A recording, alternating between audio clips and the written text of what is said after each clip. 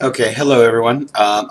In this video I'm going to show you how to convert a chart graph like pattern like this into another stitch using a different style of stitch.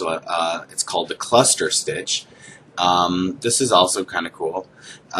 This one is a little bit time consuming though, because of all the sewing that you do, but I kind of like this one. It turned out pretty good. But this is how I accomplish this. Basically, with cluster stitch, you're going to start here. We're going to make that X as your slip knot. You're going to chain one. That's going to be your turn where you're going to do your first double crochet here. And then you're going to put 2 stitches in each box. So however long your chart is, you're just going to make 2 stitches for every box. Okay? Then you're going to chain one more, and then you're going to chain 2 more. Okay? So now there should be, I think, 20. 1, 2, 3, 4, 5, 6, 7, 8, 9, 10, 11, 12, 13, 14, 15, 16, 17, 18, 19, 20. So just for 8 boxes, because that's how many I have here, we're going to chain 20. Because basically what we're doing is every one of these boxes are going to be one of these little clusters. Okay, so once you get this first row down, you just follow the pattern back and forth, and change your colors, blah, blah, blah, to accomplish the pattern. So basically each box here will be a cluster. So you put a cluster in every box, and that's it. It's that simple. So I like to play around with different stitches, like I said, and I just want to bring that to you and show you quickly how to do that. So we're going to go ahead and chain 21, and I'll be right back. Okay, so we chained 20. I apologize, I made a mistake. I said 21, and I actually was only 20. So what your first one is going to be, we're going to do this right here, which is your turning chain, and your first double crochet. So what you're going to do is you're going to count the third chain, 1, 2, 3. Don't count this first one here. Just go down 3 chains. 1, oops. Let's see, 1, 2, 3. So we're going to go into the third chain here and do a double crochet right there. Okay. Basically, that's it. Okay, so now we're going to start our clusters. And then to do a cluster, I'm going to show you real quick. You basically just do half double crochets in the next stitch. Okay, so now you have 3 loops on your hook. Now you're going to go into your next one and do 2 more half doubles.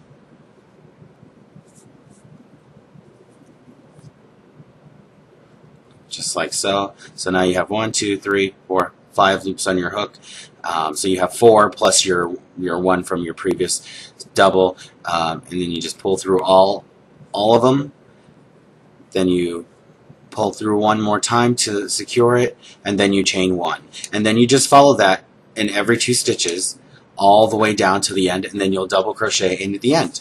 And then we'll go ahead and finish that, and I'll be right back. Okay, I'm at the end of the row with this. So we have one more stitch left. So we're just going to double crochet in this very last one,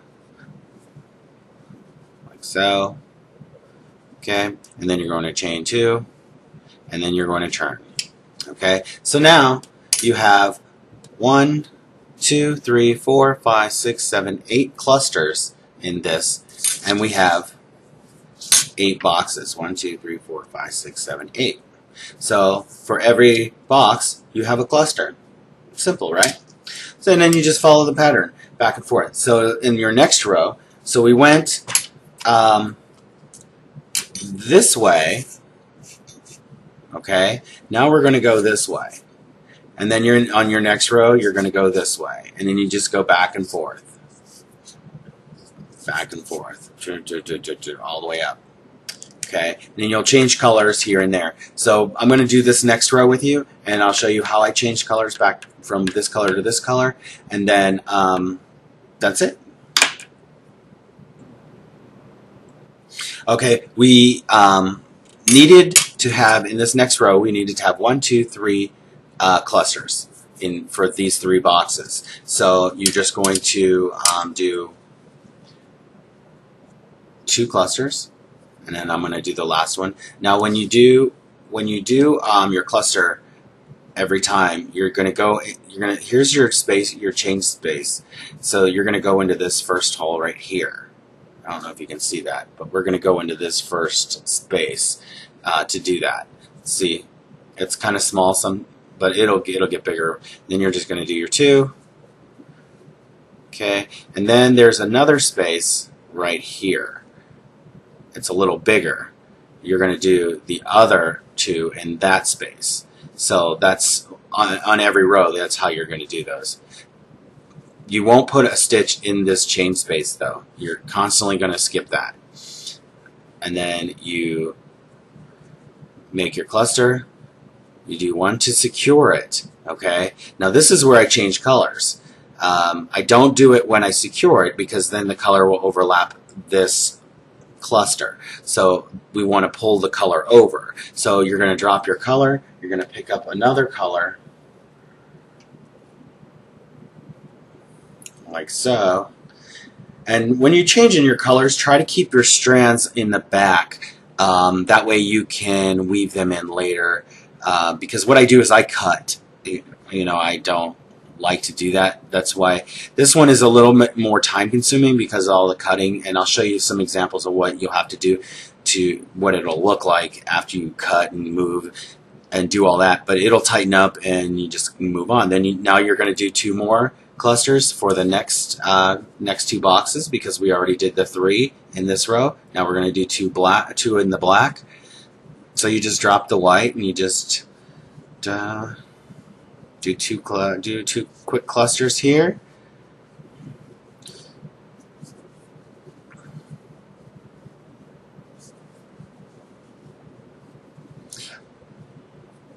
Okay, and then that's basically it. So and then you secure chain 1, do another black one, and then when you get to that last, to this last stitch, you'll switch colors to back to white. So what I do is I leave like a long tail and I cut it because that way you can sew it in. It's going to be kind of loose while you're doing it, but once you sew it all together, afterwards it'll tighten up and it'll be very secure, like so. So, and then that's what it'll look like, and then that's the opposite side. So keep all your yarn cuttings on one side, and that way it's easier to sew them together, and then at least then one side of your work is going to be a nicer, neater finish. The other side, it'll still look good. It's just the reverse side. It's just you have where you pulled all the stitches together and you sewed them, and that's basically it. But that's my way of converting this crochet cluster stitch to a graph chart. That was easy. And then I'll add some quick pictures of what the back will look like, so you get an idea when you cut the string. Well, I hope you enjoyed that. Hope it helped somebody. Have a good day.